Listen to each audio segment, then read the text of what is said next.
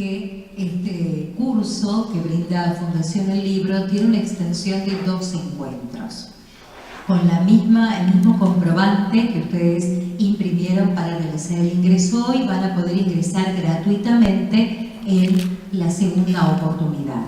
Les recordamos también que a quienes asistan a los 2 encuentros van a recibir vía mail, en la dirección de correo electrónico que consignaron en la inscripción, un documento PDF. Pueden imprimirlo cuantas veces quieran. Allí van a encontrar el certificado que acredita su asistencia a este curso.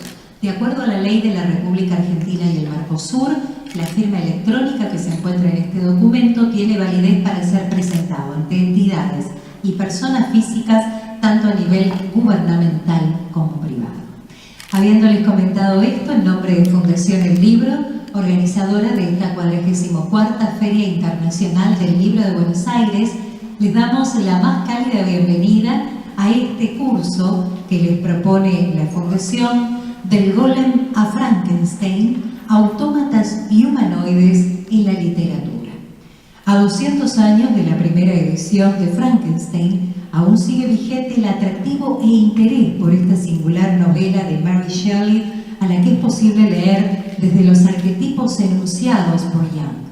Empero, hay un análisis para realizar también desde el hecho de que los autómatas y seres artificiales siempre han cautivado a escritores y a narradores, rastreándose sus orígenes desde la antigüedad clásica, partiendo de las primeras versiones del Golem en el siglo II de nuestra era, pasando por el clavileño de Don Quijote hasta las distintas versiones de Frankenstein, el moderno Prometeo, para terminar con los replicantes de Blade Runner.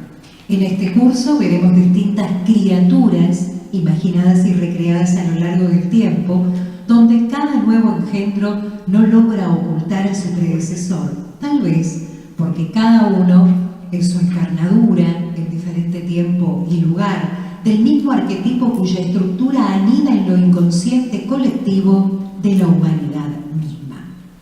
Voy a presentar ahora a los profesionales que van a brindarles este curso.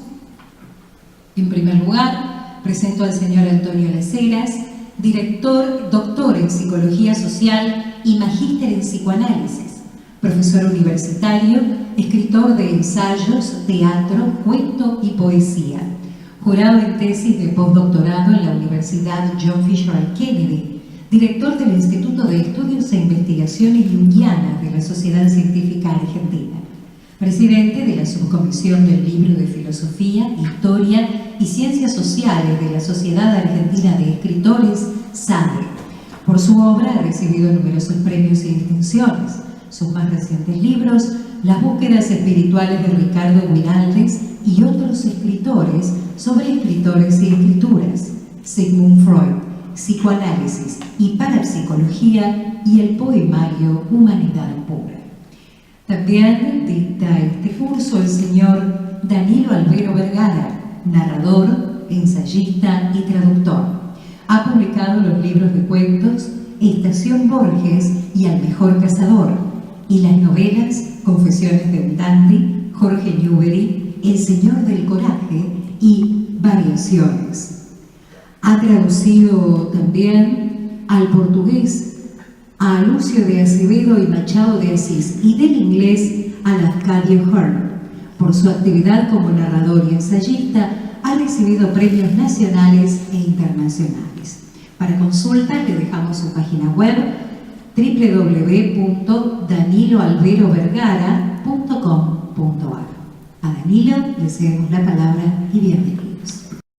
Francia y Gran Bretaña terminaron con la hegemonía europea en el sistema mundial, expresada en el liderazgo británico iniciado a partir de la primera revolución industrial, 1780-1840, y la victoria de Wellington en la batalla de Waterloo en 1815.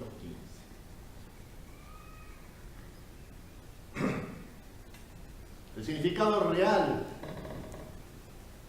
de China en 1919 lo puso de relieve inequívocamente la Conferencia de Paz de París, cuando las potencias victoriosas de la Primera Guerra Mundial, encabezadas por el presidente de los Estados Unidos, Woodrow Wilson, transfirieron a Japón las posesiones alemanas en China, cuyo eje era la provincia de Shandong, con epicentro en la ciudad de Qingdao. Lo que esto significó es que la comunidad internacional, los triunfadores de la Primera Guerra Mundial, Estados Unidos, Francia, Gran Bretaña, despreciaron absolutamente, en todos sus términos, las aspiraciones nacionales y territoriales de la República China. La respuesta a este desprecio de la comunidad internacional fue la movilización de los estudiantes universitarios de Beijing y otras grandes ciudades chinas en la fecha histórica del 4 de mayo de 1919, que es el origen del movimiento nacional que después culminaría a través de la lucha del Kuomintang y del Partido Comunista Chino con la fundación de la República Popular el 1 de octubre de 1949.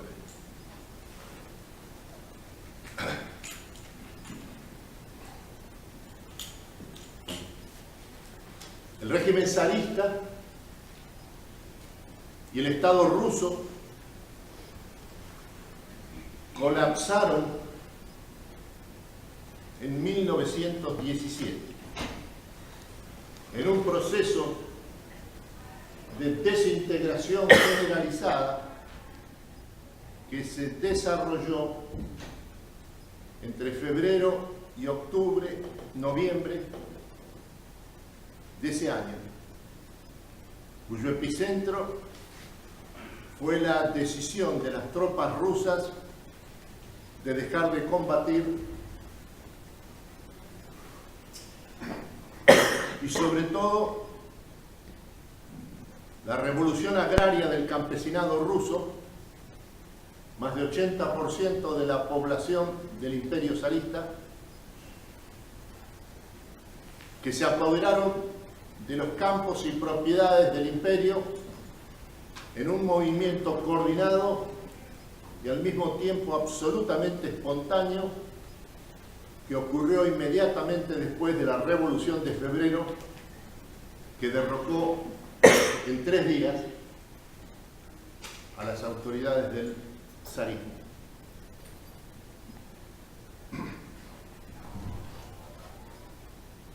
Luego, en octubre, noviembre de 1917, los bolcheviques tomaron el poder en Petrogrado y Moscú, en una situación de absoluto vacío de poder, y comenzaron de inmediato, con el liderazgo de Lenin, la reconstrucción del Estado ruso que se había desintegrado, y al mismo tiempo dieron comienzo a la reconstrucción de una estructura estatal nacional rusa, mientras aceptaban en los hechos la realidad irreversible de la revolución agraria y el poder campesino. Así surgió el poder bolchevique, con el liderazgo de Lenin primero y de Stalin después, que iba a llevar a Rusia a triunfar en la Segunda Guerra Mundial, en la batalla decisiva de Stalingrado, que transcurrió entre noviembre de 1942 y febrero de 1943, cuando las tropas soviéticas del mariscal Zhukov derrotaron al sexto ejército del Tercer Reich, lo que terminó, en términos estratégicos militares, el conflicto global. A 100 años de los acontecimientos del fin de la Primera Guerra Mundial, los trazos fundamentales que ofrece la actual situación mundial son los siguientes.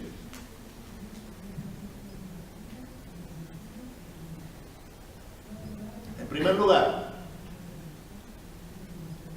ha surgido una sociedad global creada por la revolución de la técnica,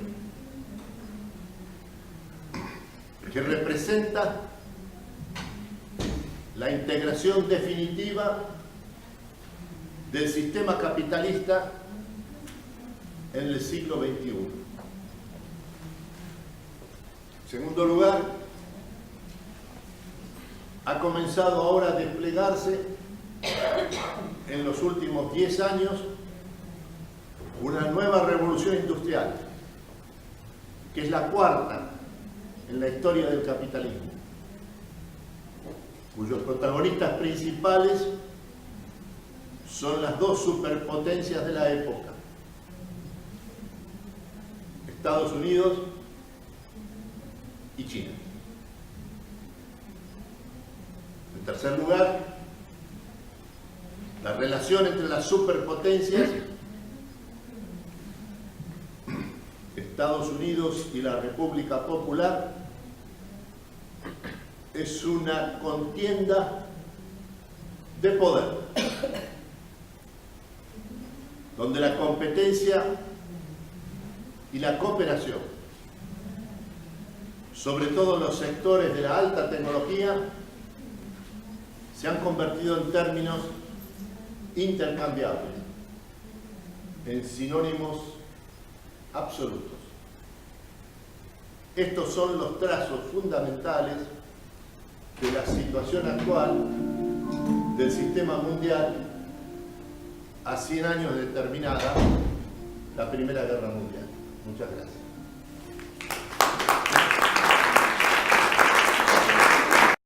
Bueno, ahora con Eliana Caeta, que es docente universitaria y miembro de la Universidad de toda esa historia. Quiero hablar de un tema más puntual, ¿no? De la guerra. Sí, en verdad, más que un tema puntual. Sí, voy a poner el micrófono. Ahí va. Sí. Bueno, más que un tema puntual, me interesa marcar o ver la recepción que la guerra tuvo, primero la guerra y después la paz, en el caso de la sociedad argentina, ¿no? En principio, me resulta, como decía el doctor Castro, es difícil hablar del tema de la paz, porque en verdad uno hablando desde esta perspectiva, sabe que la paz firmada en el 18 fue una paz muy efímera, desde todo punto de vista, ¿no? En esto que un gran historiador británico, Eric Hobsbawm, definía como el corto siglo XX y aquel siglo que estaba marcado por la era de los extremos, entendiendo por extremos desde las dos guerras mundiales, el caso de la experiencia comunista y los fascismos, ¿no? Es decir, cualquier cosa que uno pueda pensar o ver desde esta perspectiva aparece como una construcción muy efímera, ¿no? Eso es lo primero que quiero remarcar, ¿no?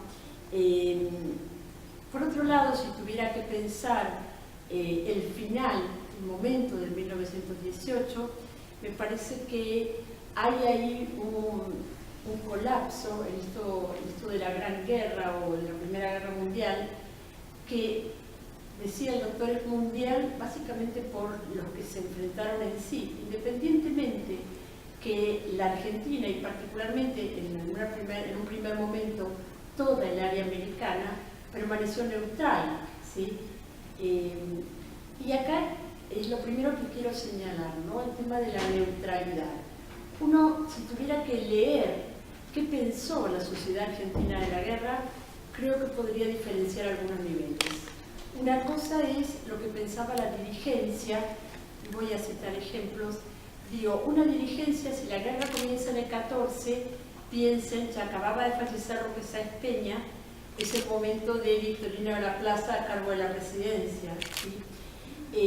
Este gobierno, que es de un signo diferente al que asume en 1916, una vez aprobada la ley electoral que provoca la elección y el triunfo de Hipólito Yrigoyen, no obstante esto, uno puede ver que los dos gobiernos mantuvieron la postura de neutralidad, ¿sí? Es decir, que uno en términos generales puede decir, la dirigencia argentina pensó la neutralidad y la mantuvo como tal. Hay un caso muy concreto que quiero contar, que tiene que ver con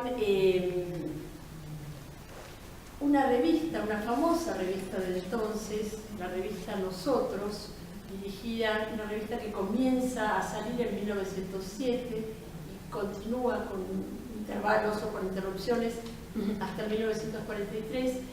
Y esta revista Nosotros, dirigida por Giusti y Bianchi, dos socialistas, ¿no? La revista apelaba a lectores intelectuales, pero también a formar, digamos, lectores cultos, ¿no? Y tenía cierta afección a hacer encuestas. Una de las encuestas de 1915 hace referencia precisamente al tema de la guerra, ¿no? Y entonces, por un lado convoca a 100 políticos, lo que se llamaban políticos militantes entonces, en esto del refluir o el volver de las palabras, y en verdad ninguno de los políticos, sea porque están en cargos del gobierno o lo que fuere, no contesta la encuesta, ¿no? Por aquello de dejar sentado el compromiso con la posición que mantenía la Argentina, no por una cuestión diría, de duda ni nada de eso. Sí contestan muchos intelectuales, médicos, entre paréntesis reciben son 35 encuestas que van a publicar a lo largo del año 1915.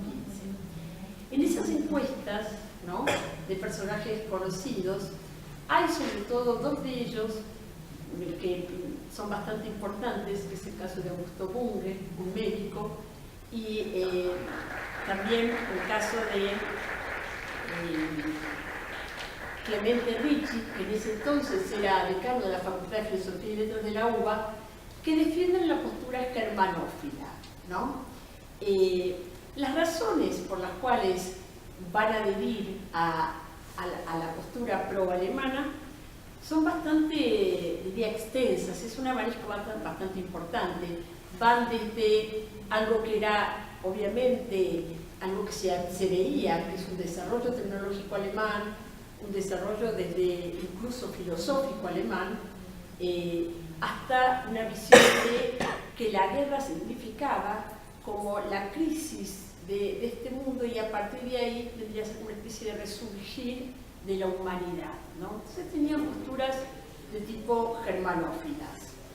También tenía en estas encuestas de la revista, defendió la postura fundamentalmente pro-francesa, pro-británica, típica por otro lado de los intelectuales, fundamentalmente Eduardo Becher, como una de las más conocidas. Cuando digo más conocida quiere decir que fue la que más se reprodujo en los medios de la época como una de las posturas importantes, ¿no? Becher hacía referencia a esta idea de una Alemania tecnológicamente importante, con una gran producción, pero con un nivel de barbarie, en tanto que no había alcanzado ni el orden, entendiendo por orden, ni la justicia, básicamente, ¿no?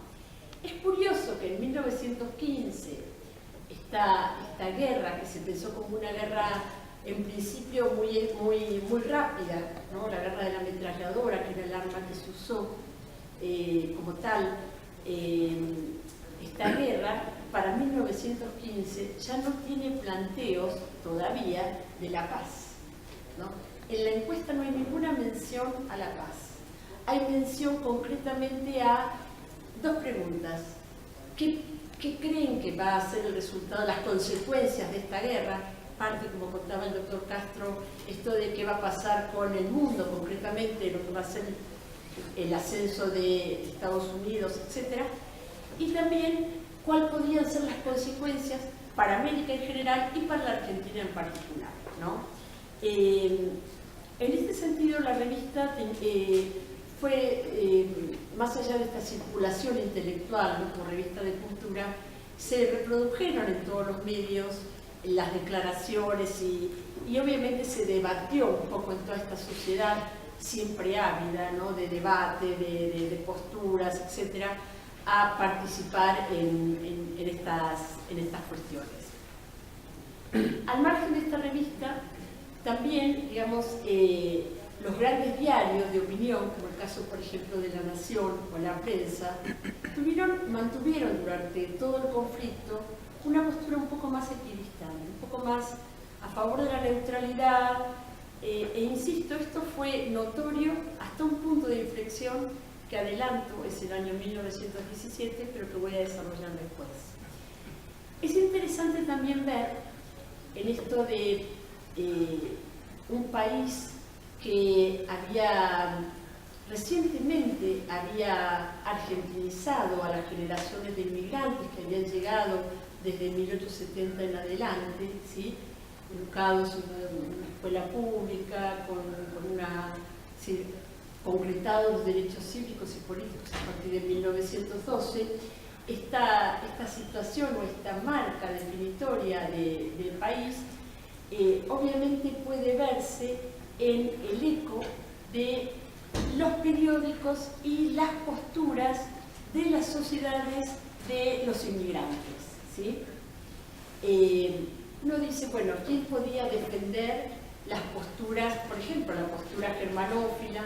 ¿Quién podía defender las posturas a favor sobre todo de Gran Bretaña y Francia? Y en general, uno descubre, por aquello de lo que les planteaba hace un ratito, que hay muy pocas posturas que hacen referencia a la paz a ultranza, ¿no? Generalmente, curiosamente, son grupos muy contradictorios. Por un lado, el Vaticano, la gente, digamos, el público católico tenía una postura siguiendo al Vaticano más bien pacífica, y por otro lado, los grupos anarquistas. ¿Sí? Dos tendencias como muy disímiles, pero que voy a analizar ahora. Respecto de qué colectividades adhirieron a una u otra, por un lado está claro, es obvio, la colectividad alemana y los periódicos de la colectividad alemana, concretamente el caso fundamentalmente del Argentinische Tageblatt, por ejemplo, diario que creo que todavía uno continúa, ¿verdad? Sí, ¿no? El diario de la familia Alemán, o el caso, por ejemplo, del Deutsche La Plata Zeitung, una revista que también era financiada por la embajada de la colectividad alemana, y los boletines del boletín germánico hacían obviamente referencia no solo a la causa pro-germánica, sino que en esa especie de agentes oficiales de los respectivos países beligerantes en los que se había convertido las prensas de las colectividades, trataba de desmontar todas las noticias que venían respecto de los aliados de la ofensiva alemana. Entonces hablaba de, bueno, no era tal la ofensiva, Alemania se estaba defendiendo, por todo esto de lo que uno conoce respecto de la situación de los países beligerantes. Hay incluso un momento que es muy interesante de un boletín germánico que, apelando a ganarse el público argentino, pone posturas nacionalistas y, entre otras cosas, acusa a la Argentina de ser una colonia británica y promete que si Alemania gana la guerra, no solo iban a devolver las Islas Malvinas, sino que además iba a terminar tirando por la borda esta política agresiva de Gran Bretaña, no solo en la Argentina, desde las invasiones inglesas, sino también en toda el área de América Latina. Sí, es interesante ver cómo estos temas de alguna manera eran utilizados para marcar o poner posiciones respecto de las colectividades en sí. El otro periódico que también adhirió a la causa germanófila es Bandera Otomana, por aquello que los turcos, digamos, en esto de su lucha, en todo el tema de la salida por el Bósforo que pretendía Rusia al Mediterráneo, y entonces hay un conflicto muy serio, más la defensa del panslavismo ruso. Entonces los turcos tenían una postura sumamente hostil, un enfrentamiento concreto, por lo cual la alianza con Alemania hacía que terminaran apoyando la posición alemana. Hasta ahí uno dice, bueno, esto es algo que puede entenderse, parece con cierta lógica. Pero hay otros grupos que aparecen también defendiendo la causa germanófila. Uno de ellos, que aparece muy claramente definido en un periódico de mucha circulación, y voy a recordar un dato, es el caso de Ecos de Galicia, ¿no? Ecos de Galicia es un periódico, uno de los periódicos más populares de la colectividad española, una colectividad que en ese momento representa en todo el país casi el 30% de la población. No, miento, el 19% de la población, estoy exagerando. 19% de la población. ¿En Buenos Aires o en todo el país? No, en Buenos Aires es como el 30 y pico por ciento. En todo el país es el 19,47% de la población española. Insisto, esta población que o es española o sus hijos son argentinos recientes, ¿no? Entonces Ecos de Galicia hace referencia, primero aparece teniendo una postura francófila, pero tiene un problema. Puede adherir a Francia, más allá de que después muchos de ellos van a discutir el problema de los Borbones, es decir, esto que planteaba él de la caída de imperios, o sea, de estas monarquías, incluso la monarquía borbónica que estaba en España y demás. Entonces, ahí aparece una primera, diría, grieta, que tiene que ver con aquellos que, si bien adhieren a cierta cultura francesa, tienen el problema de Gran Bretaña y fundamentalmente en el 17 revisan esta postura por la entrada de Estados Unidos a la guerra. Y uno dice que tiene que ver esto. Básicamente España tiene una derrota que ha dado una de las generaciones poéticas más impresionantes, que es la generación del 98, que es la derrota en la guerra hispano-cubana, o como quieran llamarle, es la guerra entre Estados Unidos y España por Cuba, en 1898, que implicó para España la pérdida de la última colonia americana, ¿sí? Esta derrota la puso en una posición siempre bastante hostil contra Estados Unidos.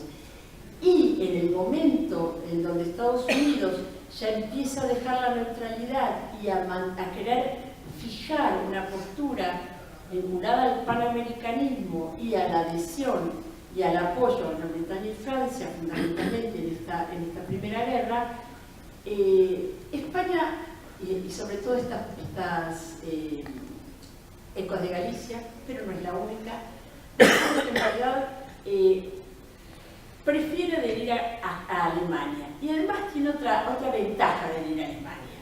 Si Alemania ganara, podría discutir el peñón de Gibraltar que sigue en poder de Gran Bretaña.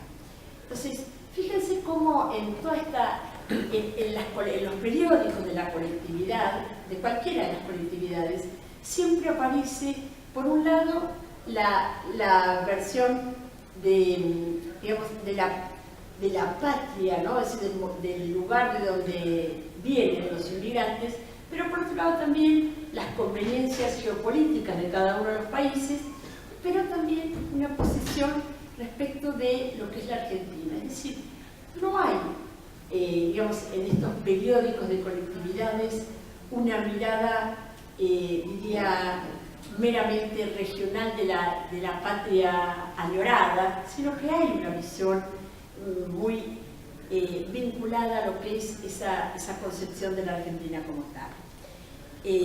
Por supuesto, también hay periódicos aliadófilos, obviamente, ¿no? Es decir, no solamente uno tiene que pensar en posiciones favorables, como el caso de periódicos o algunos editoriales, sobre todo de La Nación y la Prensa, sino también de las propias colectividades, como el caso de la colectividad italiana. Repito, entonces, son muy pocas aquellos sectores de la población, digamos, de lo que serían los medios de comunicación de la época, que tienen una postura vinculada a la paz. Esto es en cuanto a periódicos que tienen que ver con colectividades. Otra cosa son los periódicos vinculados a partidos políticos o a cuestiones o a ramas gremiales o sindicales. Concretamente me refiero, por ejemplo, muy vinculado a Gran Bretaña, ¿no?, por su defensa del libre cambio y demás, a periódicos como La Vanguardia, que si bien en un primer momento tuvo una postura, por ejemplo, de haber publicado al propio Augusto Bunge, que era germanófilo, después claramente quedó muy vinculado en el armado de Juan B. Justo y bajo la posición, la línea marcada por Justo, a posiciones a favor de Gran Bretaña, el libre cambio, etc. Esto por parte del Partido Socialista y sobre todo del periódico La Vanguardia, ¿no? De alguna manera, también fue una situación similar a la que se dio en otro periódico de mucha menor importancia, pero con una tradición, ¿no? Los anarquistas, o la guerra en sí, o lo que significó la guerra en sí, dividió al anarquismo, y creo que no solo lo dividió, sino que además lo puso en una herida mortal que terminó de infligir el caso de la Revolución Rusa, ¿no? Los anarquistas en ese momento, recuerden ustedes que el movimiento anarquista argentino había sido, después del catalán, uno de los más importantes a nivel mundial, ¿no? Y el diario La Protesta o el resto de los periódicos que se dividieron en posturas a favor de la paz, por ejemplo, o a favor de esta guerra que para muchos anarquistas implicaba la disolución del capitalismo y a partir de ahí la formación de una sociedad sin orden, es decir, una sociedad anarquista como la que ellos planteaban, sin estados, etc. O tal vez la guerra podía ser leída como el fracaso de lo que ellos sentían como la opresión, la política de los estados, ¿no? La lucha por los mercados, la compresión en este capitalismo o este imperialismo a nivel mundial, disputando mercados, etc. Todo podría ser visto en el caso del anarquismo desde una posición mucho más, digamos, de grandes debates y cada debate del anarquismo, como en general en la izquierda, cada debate implicaba una ruptura y la formación de un nuevo grupo, de una nueva facción y a partir de ahí de un nuevo partido, etc. Esto es algo que se podía ver, pero en última instancia decía, esta sociedad que tenía un partido que muy probablemente esté vinculado a sus orígenes o a sus simpatías, en el caso, por ejemplo, más allá de origen, una cuestión de cierta simpatía pro-francesa por aquello de una élite o de la Belle Époque, o de una formación de intelectuales y artistas muy vinculados a Francia, para el caso argentino. No obstante, decía, estas posturas quedaban como discutidas en el seno de las familias o en el caso de las comunidades, en los periódicos, etc., pero no había una ruptura como tal. pero decía entonces que el punto de inflexión se da en 1917 por un acontecimiento de tipo internacional, aquello que se llamó la ola maximalista, o el caso de la Revolución Rusa que planteaba el doctor Castro, y por un acontecimiento nacional, que fue el efecto de la guerra submarina y el hundimiento de barcos argentinos, ¿sí? Es decir, la Argentina, a partir del hundimiento de barcos, al gobierno fundamentalmente, le iba a costar mantener la postura de neutralidad, o peor aún, la postura de neutralidad generalmente fue vista por los opositores al gobierno como pro-germánica, ¿no? O germanófila, como quieran llamarla. Con lo cual aparece ahí un momento en donde la discusión desde el punto de vista político hace referencia a esto que planteaba Irigoyen y el gobierno en general, de la neutralidad, concretamente, hace a la nación, fundamentalmente es necesario en esta formación independiente de la nación tener autonomía en las decisiones de política internacional. Abandonar el neutralismo desde el punto de vista del gobierno radical implicaba sumarse al panamericanismo y sumarse a la presión que en el 17, apelando a esto de la guerra submarina, tenía Gran Bretaña y Estados Unidos sobre la Argentina. Es decir, que en ese 17 mantener la neutralidad fue algo complejo, ¿no? Fue tan complejo que se formó en ese momento un comité pro neutralidad, en abril del 17, si mal no recuerdo, la Liga Patriótica Argentina Pro Neutralidad, que se creó en abril de 1917. Y de alguna manera esta discusión, por un lado, uno podía verla concretamente en situaciones de discusiones de grupos intelectuales, etcétera, grupos políticos también, pero esta discusión creó una polarización que apareció como sobrepasando las propias entidades de la sociedad civil y una especie de manifestaciones callejeras, no solo en la ciudad de Buenos Aires, Rosario, Córdoba, y el nivel de caos y de violencia de las manifestaciones fue tan grande que la policía tuvo que reglamentar las marchas y los horarios de las contramarchas para que no se juntaran, porque siempre terminaban en violencia, ¿no? Digo,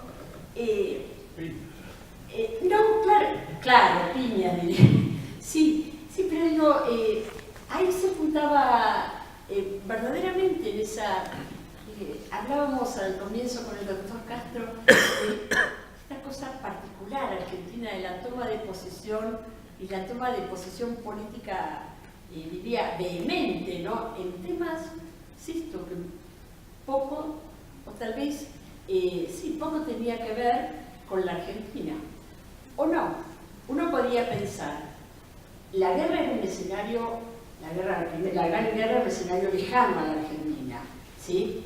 De alguna manera la Argentina no había tenido, digamos, grandes efectos, pero sí tuvo un efecto y era absolutamente vulnerable desde el punto de vista de la construcción de la economía mundial, ¿sí? Es decir, la Argentina vivía en ese momento de la exportación de productos a Europa y de productos como carne, cuero, etc., productos que con la economía de guerra que va a implantar Europa van a sufrir una cierta disminución, una recesión importante. Por otro lado, desde el punto de vista europeo, que nos importaban los productos o los bienes manufacturados, también la economía de guerra o la orientación de la producción industrial europea hacia las áreas de guerra implicó un cierto desabastecimiento. Un anesto que les digo del desabastecimiento, que curiosamente en la Argentina se sintió casi al final de la guerra. Es decir, en el 17 se veía recesión, en el 17 había cierta, diría, cierta contracción del mercado argentino, pero se siente a partir del 18 y uno de los corolarios de ese desabastecimiento metalúrgico europeo es la semana trágica del enero del 19, ¿sí? Es decir, ahí hay dos cosas que se juntan. Por un lado, digamos, este conflicto que ya en el 17 es fuerte y que de alguna manera abarca y pone en posición a toda la sociedad. Y por otro lado, aparece también, decía, el impacto de la Revolución Rusa, la Revolución Maximalista, como se decía entonces, en este nuevo escenario de lo que va a ser la salida de Rusia de la guerra, ¿sí? Una posición muy particular. El doctor Castro hablaba de las mayorías campesinas rusas. No obstante, la Revolución Rusa tiene como protagonista principal a los soviets, que son formados por obreros, el Ejército Rojo de Trotsky en ese momento, son obreros de las grandes ciudades, ¿sí? Es probable que esto sea parte de por qué se entiende la Revolución Rusa como una revolución, digamos, de una minoría. El campesinado se va a incorporar después al proceso revolucionario. Pero decía, esta ola maximalista también va a ser un problema o algo a recorrer por parte de lo que tiene que ver con la sociedad argentina. Porque fíjense, no había terminado la guerra y ya estamos con otro tema, ¿no? En donde se va a enfrentar nuevamente posiciones respecto a la adhesión o no adhesión a lo que podía ser algo que, insisto, lo habían pensado algunos germanófilos o lo habían pensado los anarquistas, esto de la crisis del capitalismo y el comienzo de un nuevo tiempo para la humanidad. No piensen en la Revolución Rusa como se puede ver hoy. La Revolución Rusa en el 17 fue vista con buenos ojos por buena parte de Europa e incluso de América, incluso de Estados Unidos, porque implicaba de alguna manera la concreción de un ideal, independientemente de que esto no se dio después, de lo que podría ser la continuación, y esa era la lectura, de la Revolución Francesa, que había dado la libertad, la igualdad, y a partir de la Revolución Rusa la fraternidad de los pueblos. En este sentido, es interesante la posición que toma Kerensky y Lenin después, retirando a Rusia del teatro de operaciones, ¿sí?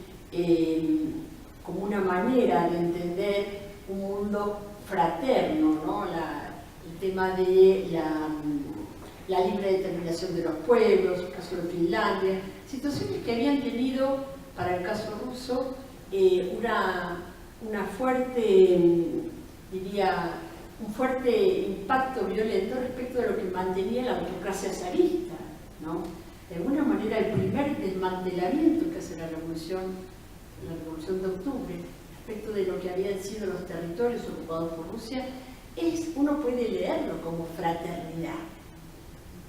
No voy a, por supuesto, no está claro que esto no es algo que se mantenga a lo largo del tiempo, ¿no? Después pueden ver la Revolución Rusa desde diferentes lugares.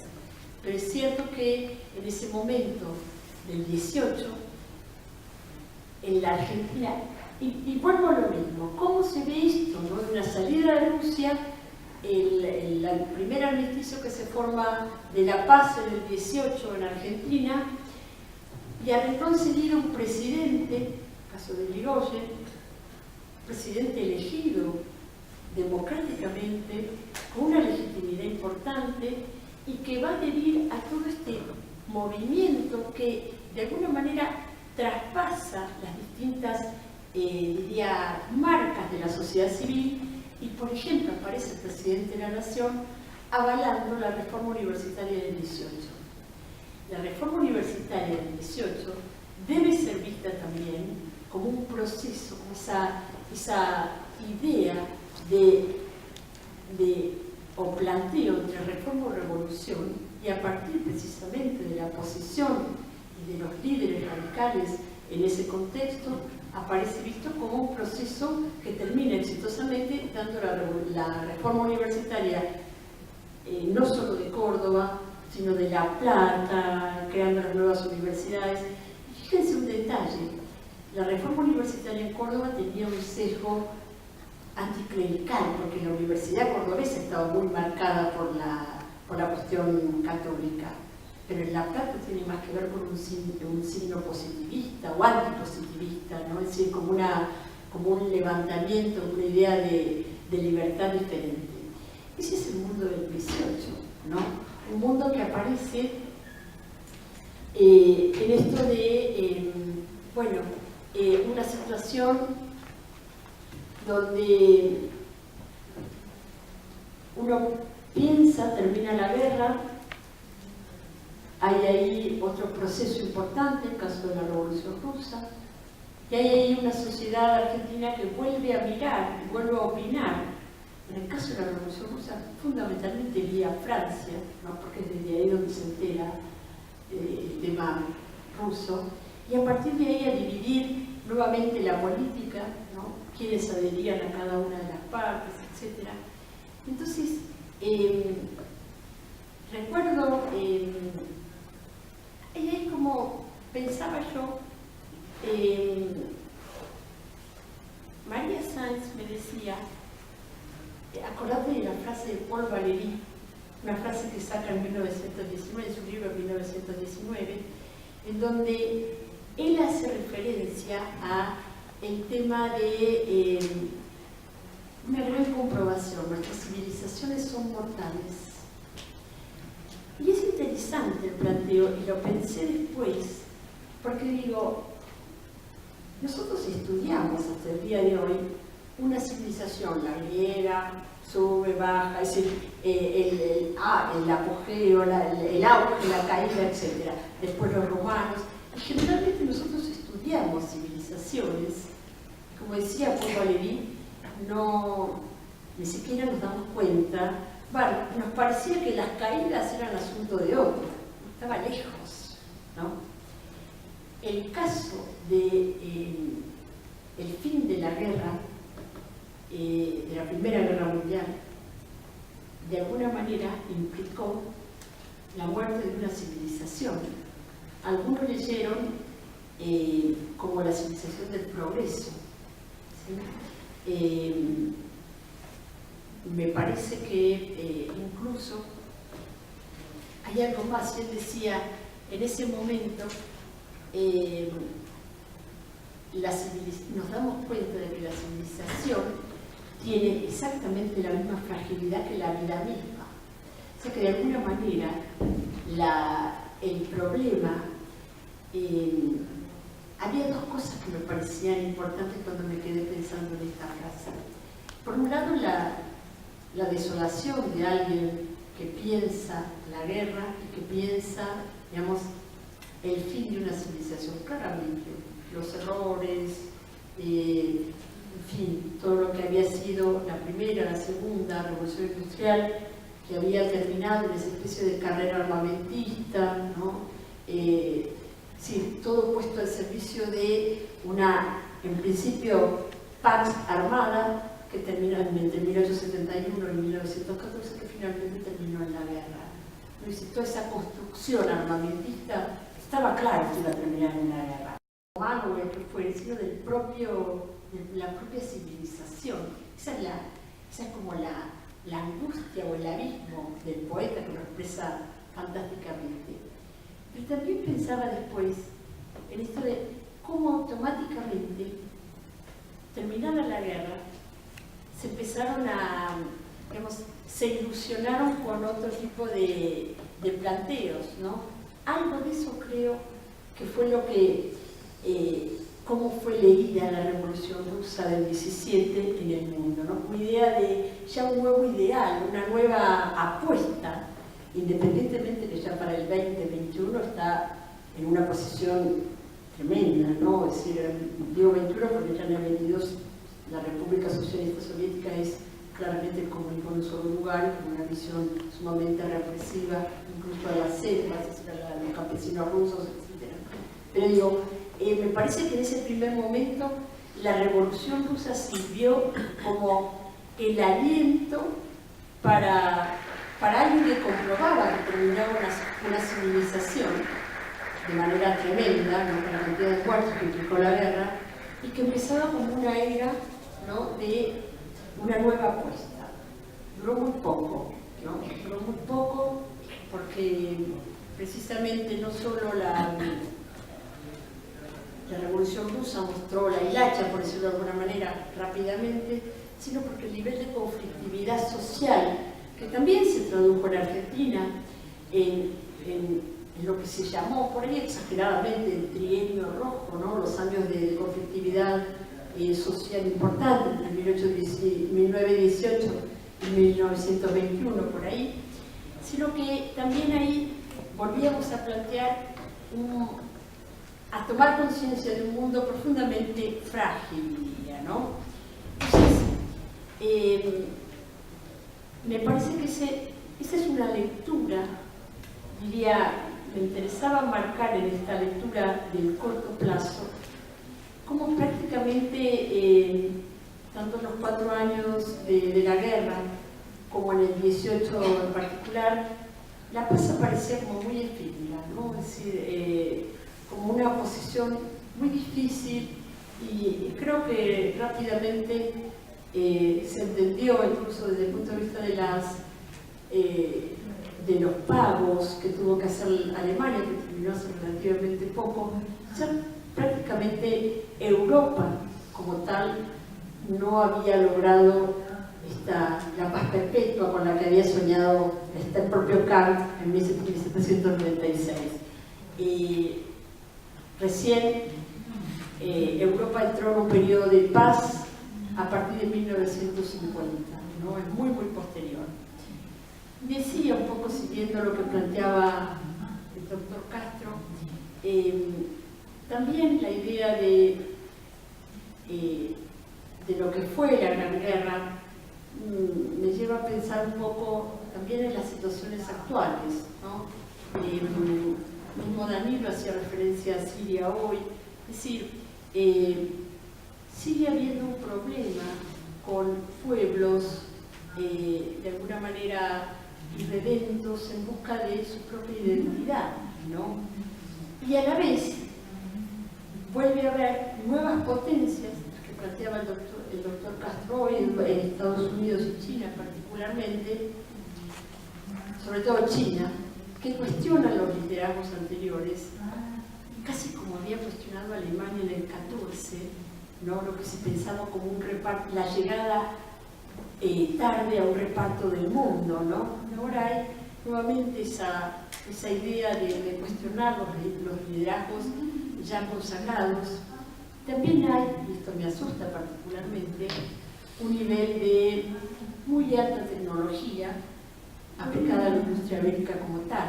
Esto sigue, esta es una carrera que comenzó hace mucho tiempo y que continúa aún hoy. Y también otro tema que aparecía en ese momento, la idea de que en el momento del principio del siglo XX, este siglo de los extremos, como en el siglo XXI, las decisiones suelen ser tomadas por unos pocos, ¿no? Entonces, voy a citar a María, y decía, María Sáenz, que está aquí presente, que le agradezco, y ella hablaba de para qué sirve el conocimiento o cuál es la función del conocimiento histórico. Entonces decía, de alguna manera, sirve para que una opinión pública pueda formarse y acompañar por criticar las decisiones que toman unos pocos, en el principio del siglo XX como en el siglo XXI. Muchas gracias. Antes de comenzar con la rueda de preguntas, si quieren, tengo un par de dudas que a ver si las historiadoras me la aclaran. Con respecto a la Primera Guerra Mundial, tuvimos creo que una obra de las campanas del Kremlin de Borges, ¿puede ser? Sí. Perdón, y la otra es un argentino peleando como piloto para Francia, que fue Almonacid, que creo que Sí, Armando Almonacid. que tuvo una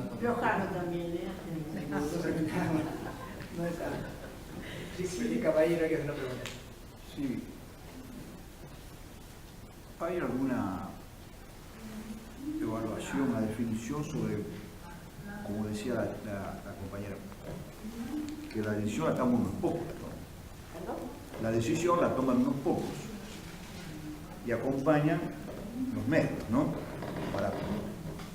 Porque ya no nombraron a Paz, Gainza Paz, que era de la prensa, ¿no? Que ya al principio del siglo tenía... Me asombró ver la Residencia Paz, que no lo sabía, que era la Residencia Paz que está ahí enfrente a la Plaza San Martín. ¿Me equivoco? Creo que sí. Bueno, pero ¿qué papel tienen los banqueros sobre Wilson? ¿Ahí está estudiado eso? ¿Se sabe algo de eso ahí? Los banqueros americanos. Dice Wilson. Woodrow Wilson. de los Estados Unidos. Woodrow Wilson.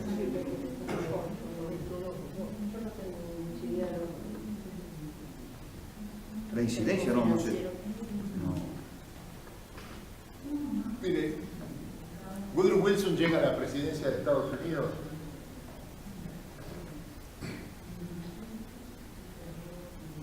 como el primer presidente demócrata en 30 años, debido a la división de los republicanos, en donde a la candidatura de McKinley se presenta el presidente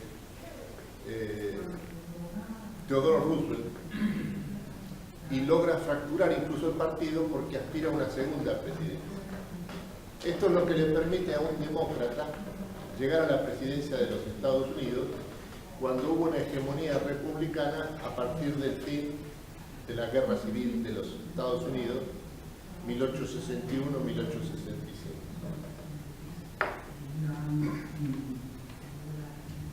La decisión se toma,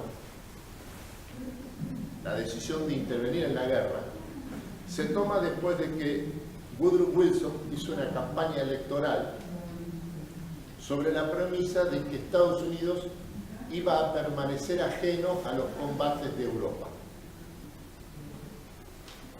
En ese momento, Alemania comete un error estratégico fundamental, que es declarar la guerra submarina sin restricciones, lo que afectaba directamente al comercio internacional marítimo, que estaba en manos prácticamente en su totalidad de los Estados Unidos.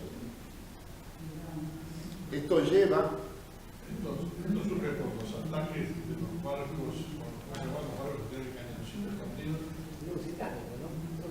Los submarinos, exactamente. No. Los submarinos alemanes avisaban que iban a bajar un barco y entonces dejaban que la gente se bajara.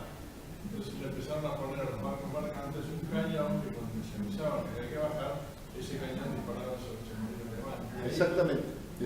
Ahora ahí es donde se produce la causa fundamental de la intervención norteamericana fue la declaración de la guerra submarina sin restricciones de parte del Imperio Alemán. Esto fue lo que llevó a la intervención de los Estados Unidos, que fue el factor decisivo que puso término a la Primera Guerra Mundial con el triunfo de las potencias occidentales. Perdón, doctor, pero ¿no había una zona de exclusión ya expresamente declarada de Alemania? ¿Qué fue el Lusitania? ¿No? El hundimiento de Lusitania. Perdón, eso es lo que yo he leído muchísimas veces, ¿no? Mire, mi intento es de responder a la siguiente pregunta. ¿Cuál es la intervención? En la intervención norteamericana, ¿cuál fue el factor fundamental? No fue la presión, estimo, no fue la presión de los banqueros norteamericanos. Fue un acontecimiento estratégico militar provocado por la decisión del gobierno del imperio alemán de declarar la guerra submarina sin restricción. Sí, por favor. Una pregunta que me llamó la atención sobre algo que dijo usted sobre la fuerte revolución tecnológica una que no sé bien cuáles son las cuatro, pero que es sinónimo, competencia y colaboración. ¿Cómo es eso? Por el momento, al haber surgido a través de la revolución de la técnica una sociedad global, el sistema mundial se ha integrado definitivamente. La base estructural de esta integración del sistema mundial es la integración completa del sistema capitalista, que originariamente, al emerger la primera revolución industrial, entre 1780 y 1840, ya era potencialmente un fenómeno global.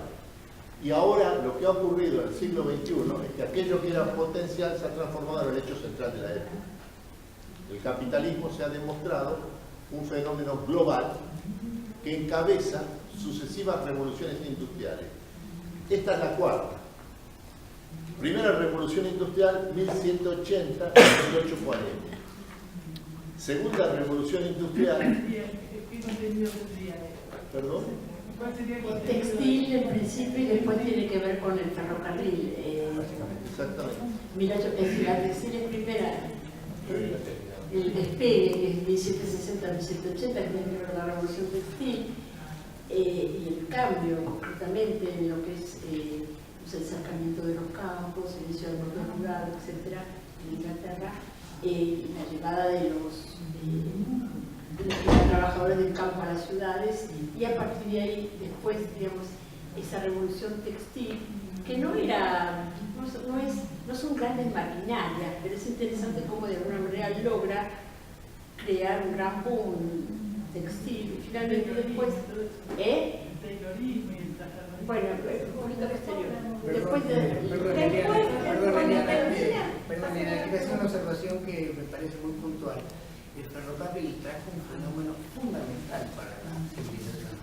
Es que casi toda la sociedad se vuelve urbana, porque el ferrocarril permite unir el campo con la ciudad. Entonces, comunidades, sobre todo en Estados Unidos, que estaban aisladas, con el ferrocarril prácticamente se urbanizaron. Es decir, el primer fenómeno globalizador del ferrocarril es el fenómeno del ferrocarril.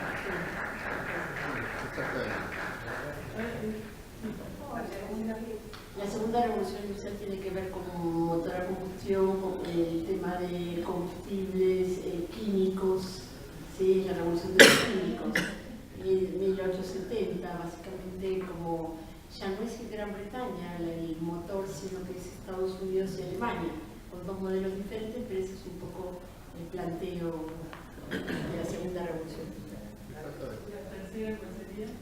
La tercera es la revolución de Internet. La cuarta es la actual.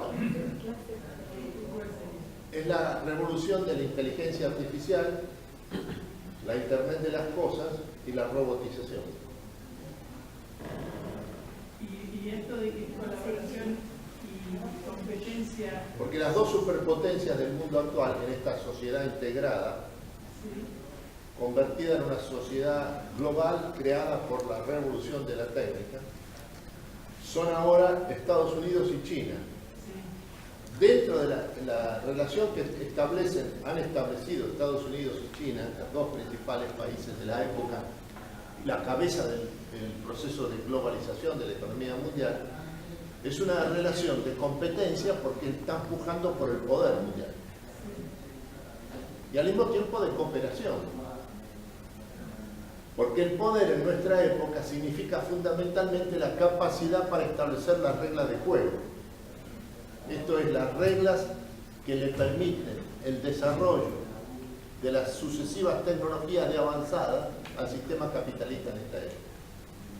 Y ahora estas reglas de juego se refieren a las reglas de juego de la tecnología de la cuarta revolución industrial, que son la inteligencia artificial, la Internet de las cosas y la robotización. Por eso es que se ven las dos superpotencias, Estados Unidos y China, compiten permanentemente y al mismo tiempo se ven obligadas de igual modo permanente a cooperar en todos los términos, sobre todo en lo que hace al conocimiento de avanzada científica y tecnológica. Tienen que compartir es la regla, porque si no, no hay. Están pujando por el poder. El poder consiste en ver quién formula primero y por lo tanto establece los estándares de las reglas de juego de las tecnologías más avanzadas. En este momento, por ejemplo, lo que está en discusión es cuáles son los estándares, las reglas de juego para el desarrollo de la tecnología de las telecomunicaciones de la generación de la quinta generación, la denominada transmisión 5G. La actual es el nivel de transmisión 4G, este es el momento actual. Estos son la internet móvil a través de los smartphones de inteligencia que uno tiene en los celulares de mano. Y lo que viene ahora son las reglas de juego de la quinta generación. Esto es lo que están disputando Estados Unidos y China en el momento actual.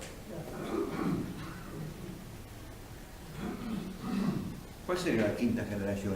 ¿Cómo se...? La quinta generación es la que viene después de la cuarta y consiste en un nivel de potenciación y de intensificación de las telecomunicaciones en una proporción 100 a 1. ¿100 a 1? 100 a 1. Pero ¿cómo se expresa? ¿Qué significa eso? Caballero, ¿Cómo juega en este desarrollo la destrucción del planeta?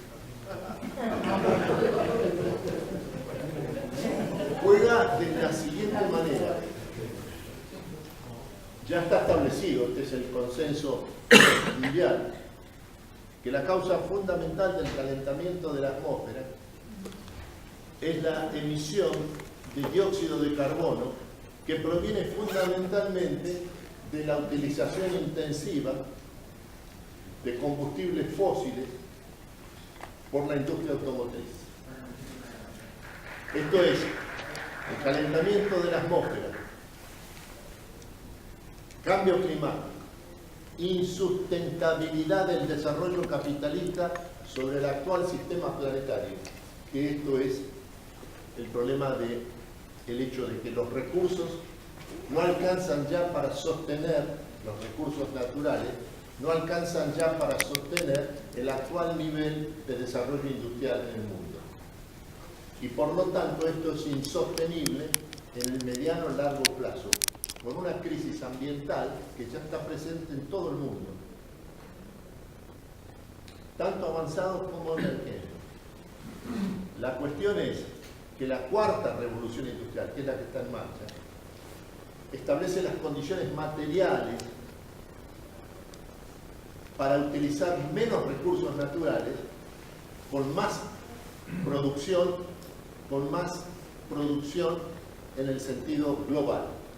Y por lo tanto establece las condiciones para dejar de explotar a la naturaleza y de esa manera destruirla y comenzar a utilizarla siguiendo su propia lógica, la lógica de funcionamiento de la naturaleza misma, la lógica de la vida.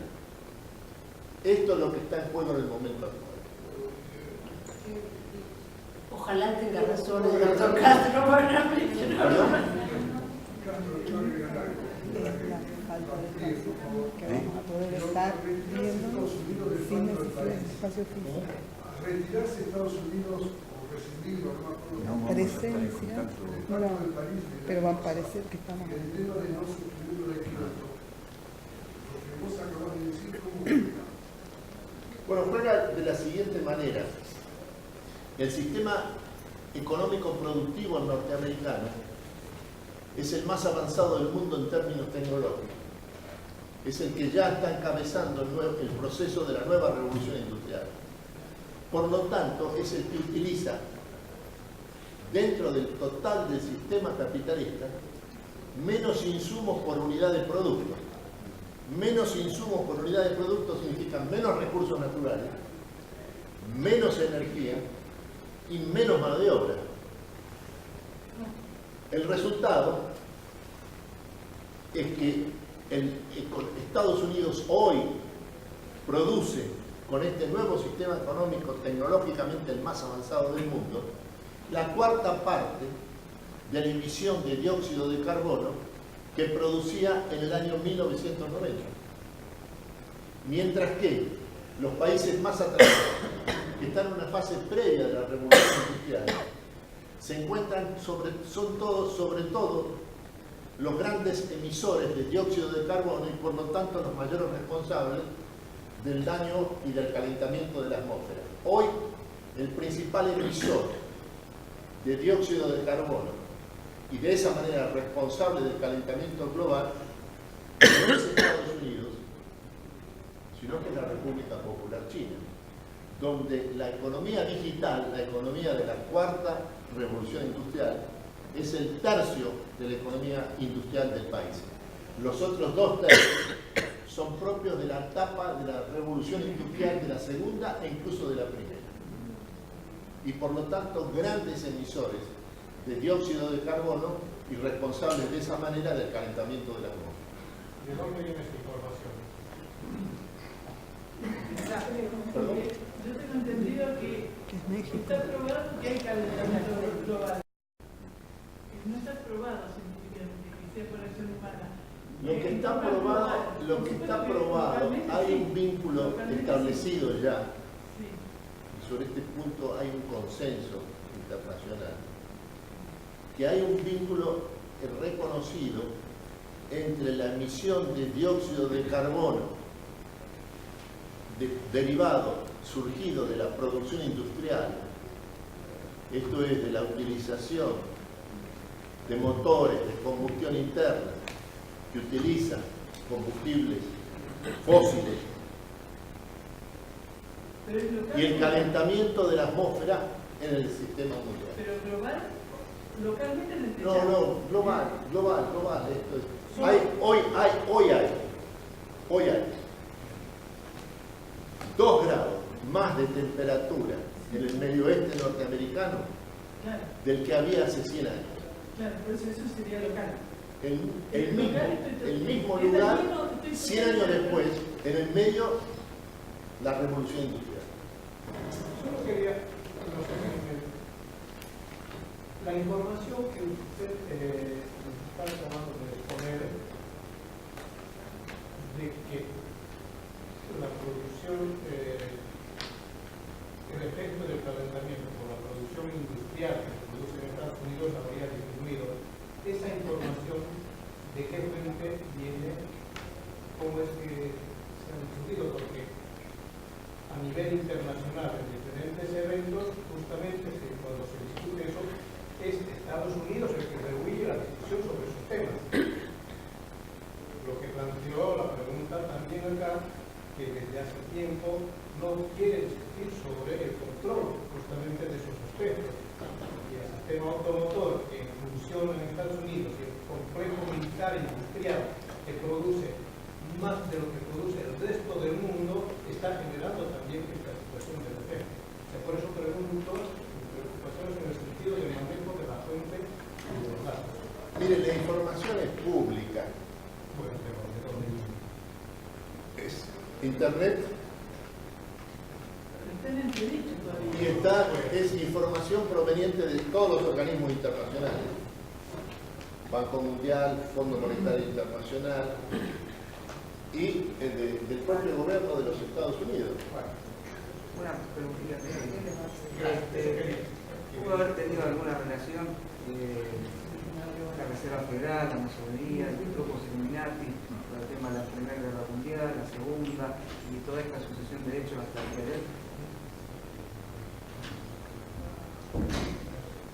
Y mire, hay siempre ante todo fenómeno histórico una multiplicidad de causas. Y lo que se trata es saber qué es lo accesorio y qué es lo fundamental, y centrar la atención exclusivamente en lo accesorio.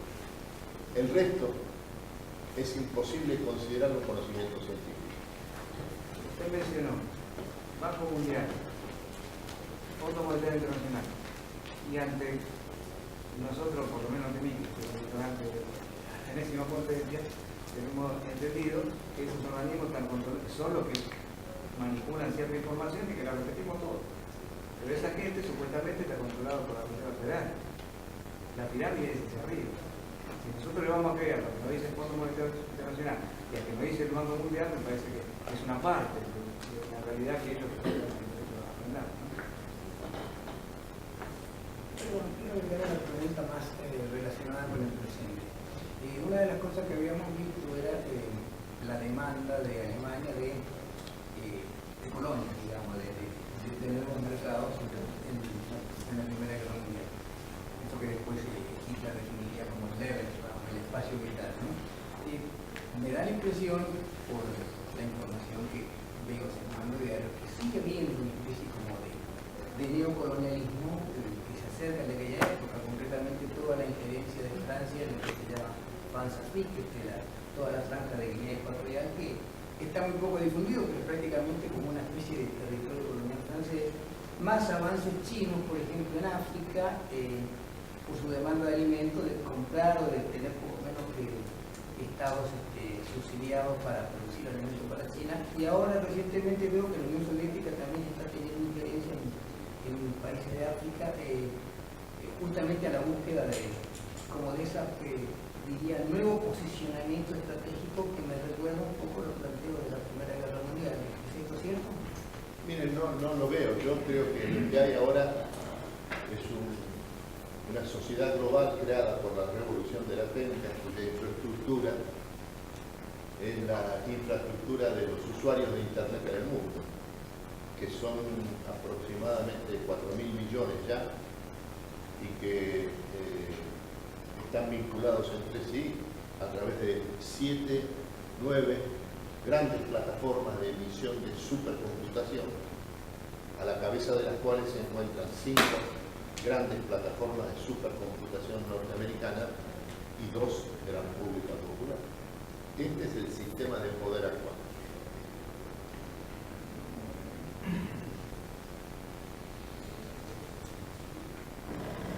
¿Alguna otra pregunta? Una cosita.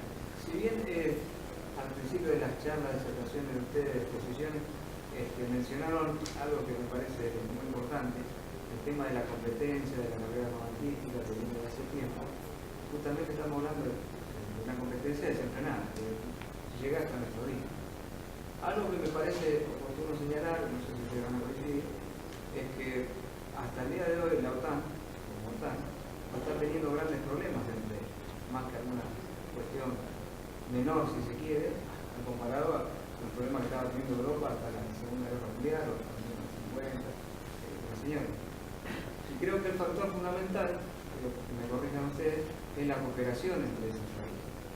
Que uno supuestamente fabrica el aro naval, por así decirlo, de un cañón u otras partes, lo fabrican entre ellos, cooperan entre ellos y no se van a enfrentar nunca. Algo que por ahí acá con nosotros en Latinoamérica estamos compitiendo, con los chilenos que van y compran el F-16, a los estadounidenses, nosotros que no, que le compramos los Mirage a los franceses, si se podría lograr eso acá en Latinoamérica, una unidad regional para no llegar a enfrentarnos, porque en algún momento nos va a faltar el iluminado que nos haga enfrentar con los hermanos chilenos o con los hermanos de donde sea. Mira, el gasto de defensa de los Estados Unidos,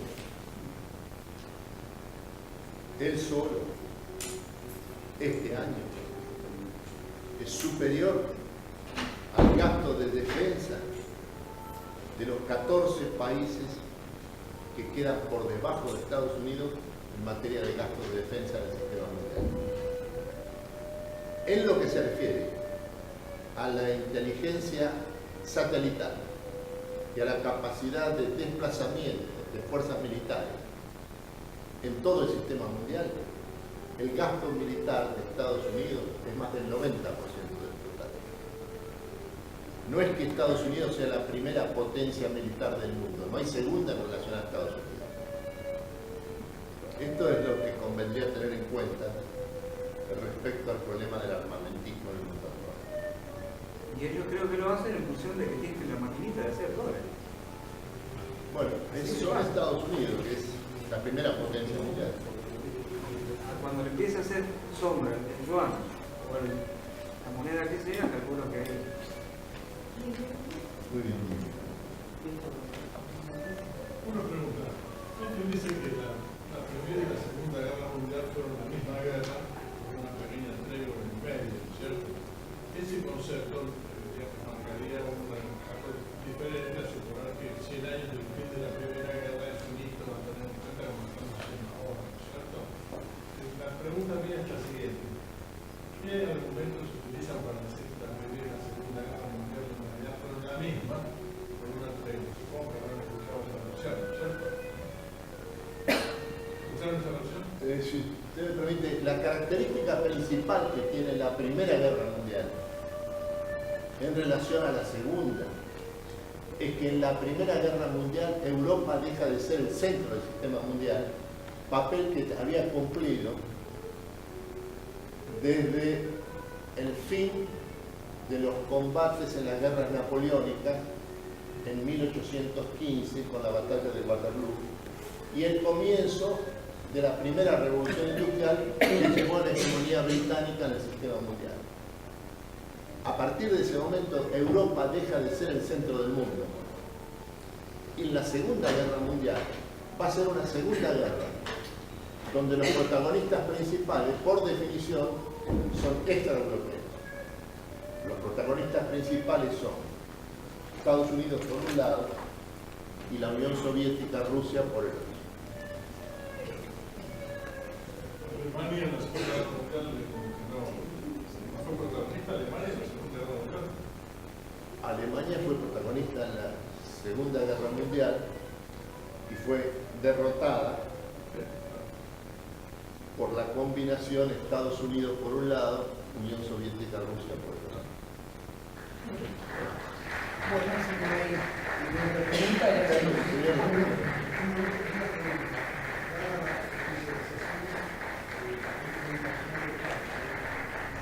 pregunta,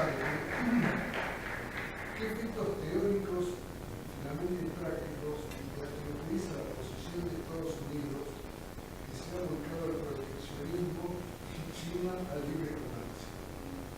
No es una, digamos, se entiende por qué un poco, pero ¿qué efectos teóricos tiene eso como consecuencia en la política internacional?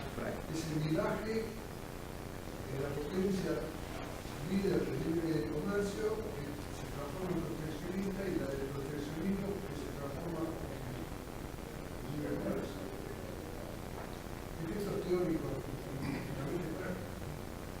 Bueno, yo creo que con respecto al tema del proteccionismo norteamericano, hay un problema conceptual previo, que es que Estados Unidos, por definición, no puede ser proteccionista, por la razón fundamental que es el eje y centro de la economía mundial, y por lo tanto no puede ser proteccionista con respecto a sí mismo. La economía norteamericana representa un producto bruto de 19 billones de dólares. La sigue la República Popular China con un producto bruto de 13.8 billones de dólares en el momento actual, los dos medidos en dólares constantes. Esto quiere decir que Estados Unidos y China son responsables, ellos dos solos, de más del 60% del crecimiento de la economía mundial este año. Esto significa que entre Estados Unidos y China no hay una relación ni de proteccionismo ni tampoco de enfrentamiento. Lo que hay es un proceso de negociación de los nuevos términos del régimen de cooperación-competencia que tienen las dos superpotencias capitalistas de la época en el siglo XX. ¿Corre riesgo Estados Unidos con el nivel de deuda que tiene con China? Ninguna, porque la razón fundamental es que su principal acreedor es la República Popular.